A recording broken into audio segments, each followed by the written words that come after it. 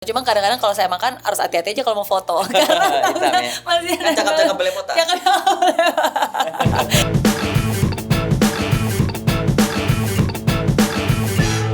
Eits, tunggu dulu. Sebelum nonton video lengkapnya, jangan lupa untuk subscribe ya dan klik link di bawah ini. Jangan lupa juga untuk klik tombol loncengnya. Oke? Terima kasih. Selamat menonton.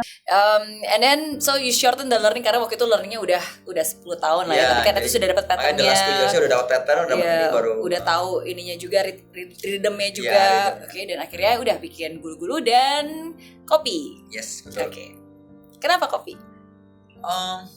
So looking at the 3 phases yang tadi, secara produk, nggak usah dulu brand, kita ngomong produk. Produk yang trend, produk yang lifestyle, habit, sama produk yang culture. Dari 3 produk ini sebenarnya yang paling supposedly umurnya nggak paling panjang itu sour selling. Oh, kenapa? Frozen yogurt is very niche. Very niche yang saat itu waktu jatuh pun gara-gara hanya tren-trenan. Akhirnya kita berhasil membuat produk itu menjadi habit dan lifestyle kan. Akhirnya sekarang sour selling berada di produk lifestyle. Iya, walaupun mungkin karena niche jadi nggak banyak kompetitor kan. Jadi you are kalau top of mind gitu. Sebenarnya kalau if you are one of the top of mind in a market, semakin banyak kompetitor semakin bagus. Marketnya growing, and it push you to keep innovating kan. Oke. Iya, that's true. Terus bersaing kan ya. Betul. Ya, the market grow gitu loh. Nah, tapi bukan hanya masalah market grow apa enggak. Makanan, tren. Sebenarnya bukan makanan doang sih, fashion juga tren. Ya, makanya ada baju, toko-toko baju tuh setiap color of the season. Iya. Ya kan, color of the kalau summer color, winter color, fall color, spring color. Maka brand-brand yang kayak fast moving kayak Zara gitu setiap 2 minggu ganti style ya kan, ganti model ya kan. Betul. Nah, jadi ya sebenarnya bukan hanya food yang ada trennya, fashion juga ada tren. Everything all have trend. Trend, habit, culture. Jadi kalau dari 3 produk itu sebenarnya sour selling yang paling misalnya secara kasat mata tuh umurnya paling pendek secara market ya kan, niche-nya. Oleh karena itu kita mulai kopi, karena kopi sebenarnya udah jadi kultur orang Indonesia dan udah jadi habit pastinya. Iya sih. Betul. Betul. Kopi, contohnya Meriana juga bikin kopi sendiri gara-gara sudah jelas kopi itu udah ada marketnya dan ada ada demand-nya, ada marketnya. Ada demand-nya, ada habitnya. Dan saya pun juga pencinta kopi dan kayaknya kalau setiap hari, maksudnya untuk sebagai orang yang peminum kopi, kalau sehari tanpa minum kopi itu rasanya ada yang aneh ya, gitu. Jadi udah jadi lifestyle, jadi habit ya. Oke. That's why ada brand kopi juga. Oke. Tapi kita try to be different gitu than the other coffee. Nah, kalau tadi kan awalnya sour selling, terus akhirnya mulai restoran, mulai makanan, tapi akhirnya tidak berhasil. Akhirnya kembali lagi ke minuman dan berhasil, ada gulu-gulu, ada kopi. Terus sekarang kenapa balik lagi ke makanan dan akhirnya bikin warteg? Ya, wow. Jadi kalau dalam evolusi produk yang kita bikin, bukan brand ya, yogurt, bubble tea, kopi, warteg. Sebenarnya kalau bilang warteg itu dari semuanya itu warteg udah paling strong banget gitu loh. Karena warteg sudah jadi budaya orang Indonesia. Budaya keseharian orang-orang Indonesia. Cuma di budaya keseharian orang Indonesia makan warteg ini ada problemsnya. Contohnya not everybody can in warteg. Kayak ada yang khawatir dengan higienisnya, betul. Kenyamanannya, mungkin makan di sana takut kotor atau takut panas, takut asap rokok. Kan banyak orang yang cannot take that kan. Padahal enak makanannya. Yes, makan Indonesia. I love to eat Indonesian food kan. Itu udah jadi budaya orang sehari-hari orang Indonesia. Jadi kita lihat ada problem di situ dan sebenarnya bisa jadi solusi. Jadi contohnya seperti dulu beberapa puluh tahun lalu, 20 tahun lalu, 15 tahun lalu ketika kita belanja, mama papa belanjanya di toko kelontong. Sekarang kita belanja di mana? Convenience Mart. So many of them. Betul, Alfamart, kan? Indomaret, pokoknya deket-deket yang kecil-kecil sebenarnya. Betul. Banyak banget kan. Karena itu sebenarnya udah budaya keseharian gitu loh. Jadi kita pikir kalau let's improve warteg seperti waktu Alfamart Indomaret tersebut improve toko kelontong. Kalau kita dulu belanja toko kelontong itu kan belanjanya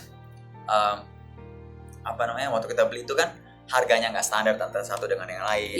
Kita belum jelas dengan FIFO-nya, ya kan, penyimpanannya benar apa enggak, delivery-nya benar apa enggak, nggak ada prosedurnya, nggak ada standarnya gitu. Nah, tapi begitupun dengan warteg, antara satu warteg dengan warteg lain berbeda.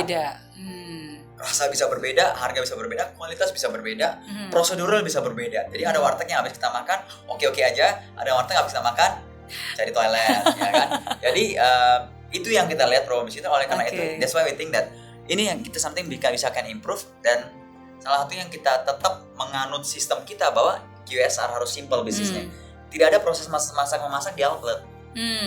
Jadi kita sudah standardized prosedur itu memasaknya di central kitchen. Tidak ada central kitchen. Kalaupun ada di outlet itu hanya kayak sesimpel orang buka Indomie, masukin bumbunya semua jadi. Oke, gitu. berarti ada Jadi nggak central ada kitchen, ada pusatnya memang masak, habis itu didistribusi ke warteg-wartegnya. Terus di sana mereka tinggal diangetin, tinggal dimasak. Di last proses, tinggal last towing doang. Oke. Ataupun ada beberapa produk, contohnya kayak sayur mungkin kan ya. Sayur kan nggak bisa di frozenin gitu kan, nggak bisa dibikin lebih tahan lama. Jadi kayak last proses seperti kayak buka instan noodle aja.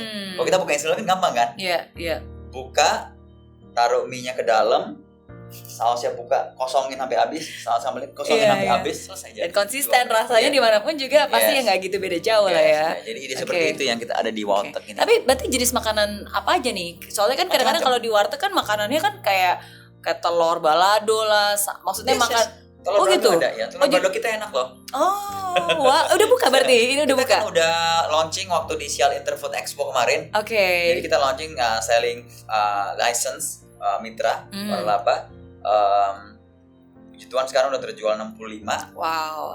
Waktu saat expo tersebut di boothnya itu kita ada memang real model boothnya dan makanannya. Jadi calon franchisee lisensinya yang mau membeli lisensinya itu juga bisa mencoba langsung makanannya. Dan ngerasain rasanya makan lagi di apa tadi, warteg wow kan? Warteg. Ya, warteg yang wow. Warteg yang wow. Oke. Berarti makanannya mirip seperti yang ada di warteg-warteg pada umumnya ya, misalnya kayak tadi sambal balado. Justru lebih enak gitu loh. Jadi kita central kitchen-nya kan udah pengalaman ya kan. Terus habis itu bukan hanya makan warteg aja, contohnya kita juga ada makan ayam goreng Korea. Teriyaki chicken. Jadi kayak ada menu-menu kekiniannya lah, ada salted egg, terus ada sambal matah. Modern banget berarti. Iya, ada sambal matah, ada. Tapi harganya terjangkau nggak nih? Maksudnya kan kadang-kadang kalau orang ngomongin warteg pengennya kan ya yang murah meriah enak gitu kan. Betul. Nah, tapi kalau kayak tadi ada ayam Korea lah, salted egg gitu. Jadi kita ada yang paket super murah, 15.000, nasi, telur dadar, sambal. Ya kan? Ada yang paket yang bayangin aja udah lapar ada terus. paket yang super murah kedua. Ada lagi? Ya, yang lebih ada ayamnya, yaitu nasi, ayam goreng, sambal matah, 20.000. Oke. Ya kan? Terus ada yang bisa campur-campur itu satu lauk, dua sayur bisa harga 25 sampai 30.000 ya. Oke, that's nice. Iya. Terjangkau lah ya. Maksudnya warteg sekarang pun juga kira-kira masih di bawah 30.000. Iya, betul. Ya, of course kita nggak bisa langsung bersaing dengan, kita produk offering kita berbeda gitu. Kita kan menawarkan sesuatu yang standardized, prosedural, higienisnya terjamin. HACCP-nya, central kitchen ada HACCP-nya, prosesnya jelas ya kan. If you sakit perut, you have someone to complain to ya kan. Kita gabungkan dengan teknologi juga, nanti ada macam-macam, kita nanti ada program loyalty points lah apa segala macam. Jadi berbeda dengan yang ada warteg sekarang. Jadi seperti lagi ya mungkin belanja di toko kelontong bisa lebih murah daripada di Convenience Mart, tapi when you shop in Convenience Mart, you know what you are getting gitu kan. Betul. Ya, dan sometimes kadang-kadang kalau scale-nya memang sudah bigger pun belanja di kayak Alfamart, Indomart bisa lebih murah daripada toko kelontong, karena kan mereka juga bargaining power scale-nya, kadang-kadang promotion dan seterusnya kan. Oke. Terus berarti kalau warteg kan identiknya juga di pinggir-pinggir jalan, maksudnya di tempat-tempat yang bukan kayak restoran besar. Apakah itu juga seperti itu? Jadi kita ada yang di food court, ada yang di office, ada yang di street level. Oke. Kayak kantin-kantin gitu. Kantin-kantin, rumah sakit. Iya. Tempat-tempat umum yang banyak manusia lah untuk makan gitu istilahnya. Selama manusia pasti bisa makan. Iya, dan juga bisa di delivery lah, jangan sekarang tinggal tapi kita akan memang ada delivery GoFood gitu, tapi tetap marketnya kita mau berada di tempat di mana orang mau makan cepat gitu.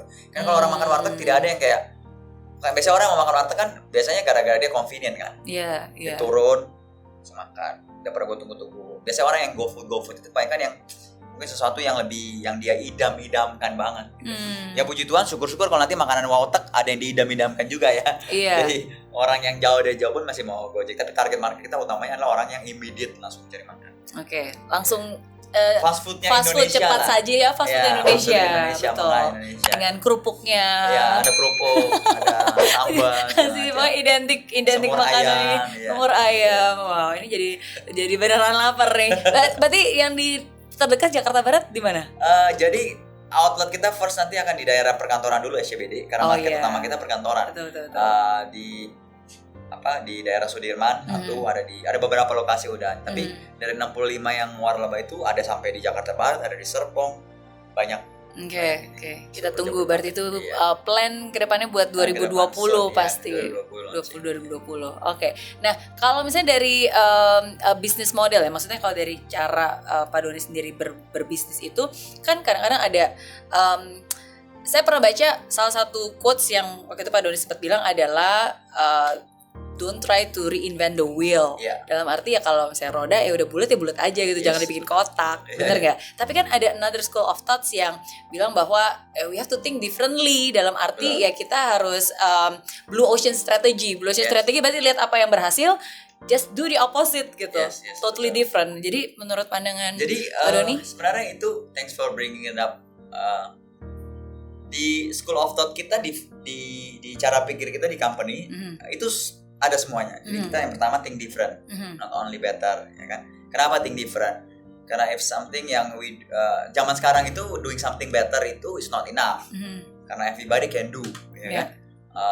Hari ini gue launching ini enak, besok ada yang bikin lebih baik pasti, gue yakin, ya kan?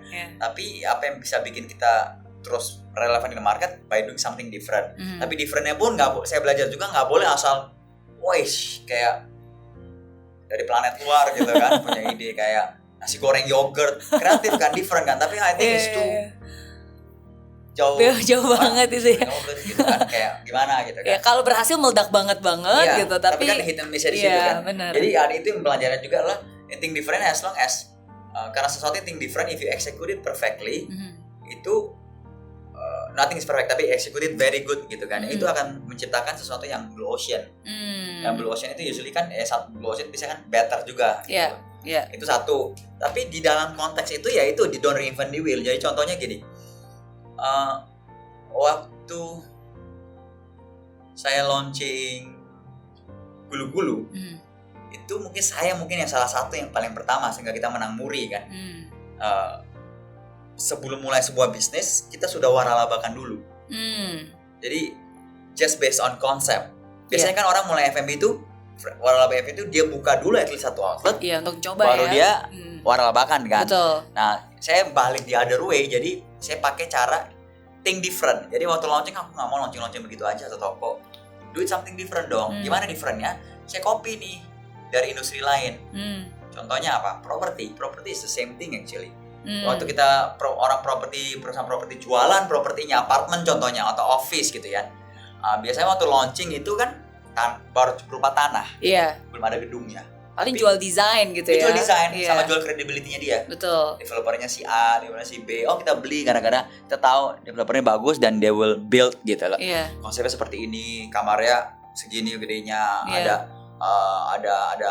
kolam di atas, ada taman di mana, ada jogging track di tengah awan, kayak gitu-gitulah istilahnya konsepnya sama. Jadi do the same thing. Jadi sebenarnya don't reinvent the wheel-nya itu bahwa lu kalau mau bikin something different tuh nggak perlu yang digede-gedein banget, coba copy from other industry juga ada betul, gitu kan. Betul, other industry yang memang it works well di sana, coba bisa nggak kita bawa ke industri ini. Okay. Tapi di industri kita tuh think different, itu sesuatu yang berbeda, bukan norma yang umumnya. Contoh juga waktu Sour Sally launching Black Sakura ya kan. Orang waktu saat kita pertama launching Black Sakura itu pertama kita di industri frozen yogurt launching yogurt yang black, ya kan? Kenapa kita mau yang black saat itu? Karena kita pikir kalau kita launching yang flavor lain, mango, ini itu bosan, orang udah tahu expectation-nya kan rasa mango ya mango gitu loh. Tapi kalau yang Black Sakura kan orang kayak intrigue juga nih, kan, it's different. Terus kalau dari idenya pun sebenarnya kita nggak betul-betul ide dari out of nowhere, kita juga tiru dari industri lain. Contohnya saat itu yang sudah pernah melakukan black apa itu roti, udah ada burger juga ada black burger. Jadi kita hanya tiru aja gitu, bukan tiru, copy paste lah dari industri lain. Iya. But itu tapi it's nice the Black Sakura. Cuma kadang-kadang kalau saya makan harus hati-hati aja kalau mau foto. Hitam ya. Masih kan cakep-cakep belepotan. Tapi bukan cuma black, kan ada yang gold juga kan? Iya, yang buat ke terakhir itu yang periodik. Ya, oke. Tapi berarti caranya adalah kita lihat apa yang sudah berhasil di industri lain dan coba kita terapkan menjadi sesuatu yang berbeda di industri yang memang berbeda dari situ ya. Yes. Oke.